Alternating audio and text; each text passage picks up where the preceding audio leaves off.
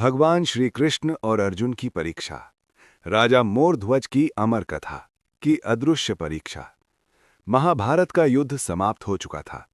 धर्म ने अधर्म पर विजय पा ली थी। लेकिन भगवान श्री कृष्ण जानते थे कि धर्म केवल युद्ध भूमि में नहीं, बल्कि हृदय की गहराइयों में परखा जाता है। अर्जुन, जिन्होंने अधर्म के विरुद्ध युद्ध लड़ा था, आज भी अपने मन में एक प्रश्न लिए हुए थे। प्रभु, क्या संसार में कोई ऐसा भक्त है जिसका त्याग, करुणा और सत्य मुझसे भी बढ़कर हो सकता है? श्री कृष्ण मुस्कुराए, उनकी वही रहस्यमयी मुस्कान जिसमें सृष्टि के रहस्य छिपे रहते हैं। उन्होंने कहा, अर्जुन, यदि तुम सच जानना चाहते हो तो मेरे साथ चलो। आज तुम्हें एक ऐसे राजा से मिलवाऊंगा जिसकी कथा आज भी देवताओं को मौन कर देती है। मोरध्वज का राज्य। हिमालय की गोद में बसा हुआ एक शांत और समृद्ध राज्य था मोरना। इस राज्य का राजा था राजा मोरध्वज। राजा मोरध्वज ना तो महायोद्धा थे, ना ही महान सम्राट बनने की लालसा रखते थे। उनकी सबसे बड़ी पहचान थी सत्य के प्रति अडिग आस्था, प्रजा के प्रति पिता जैसा प्रेम और ईश्वर के प्रति निस्वार्थ भक्ति।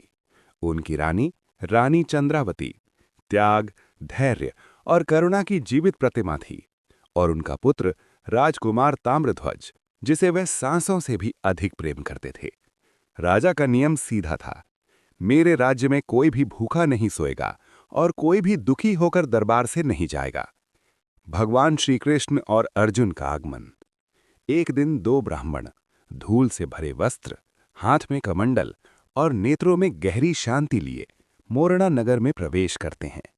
वास्तव में वे ब्राह्मण नहीं थे, वे थे भगवान श्री कृष्ण और अर्जुन मानव रूप में, एक परीक्षा के उद्देश्य से। राजा मोरध्वज ने उन्हें देखकर तुरंत सिंहासन से उतरकर प्रणाम किया। हे अतिथि देवो, आपका स्वागत है मेरे राज्य में। आज क्या सेवा कर सकता हूं? श्री कृष्ण बोले, राजन, हम कई दिनों से वन में भटक रहे हैं। हम बहुत भूखे हैं, हमें भोजन की आवश्यकता है। राजा ने तुरंत आदेश दिया, राजमहल के सबसे उत्तम व्यंजन परोसे जाएं। पर श्री कृष्ण ने हाथ उठा दिया। श्री कृष्ण ने गंभीर स्वर में कहा, राजन, हम साधारण भोजन नहीं करेंगे। हम ऐसा भोजन चाहते हैं जिसमें सत्य, करुणा और बलिदान का स्वाद हो। राजा मोरध्वज चकित हुए। आप आज्ञा करें प्रभु, मेरे लिए कुछ भी असंभव नहीं। तभी अर्जुन ने कहा, राजन, हम ऐसा भोजन चाहते हैं जो आपके पुत्र के शरीर से बना हो। पूरा दरबार स्तब्ध ले गया। रानी चंद्रावती के हाथ से दीपक गिर पड़ा। सेनापति तलवारें निकालने लगे। राजा का हृदय कांप उठा, पर उनका चेहरा शांत रहा। अध्याय 4। राजा की आंतरिक युद्ध भूमि। राजा मोरध्वज कुछ क्षण मौन रहे। उनके मन में तूफान था। एक ओर पुत्र, मेरी आंखों का तारा, दूसरी ओर अतिथि, जिन्हें शास्त्र स्वयं भगवान कहते हैं।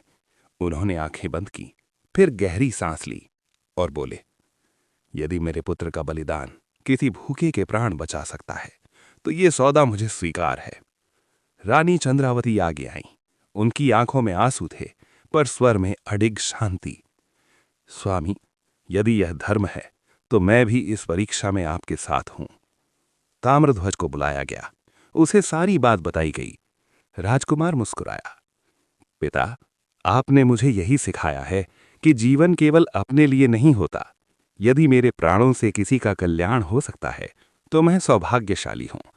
वह अपने माता पिता के चरणों में झुका। आकाश भी उस क्षण मौन हो गया। राजा ने स्वयं तलवार उठाई। हाथ कांप रहे थे, हृदय फाट रहा था, पर धर्म के मार्ग से हटना मोरध्वज ने कभी नहीं सीखा था। जैसे ही तलवार उठी, धरती कांप उठी, आकाश से तेज प्रकाश फूटा।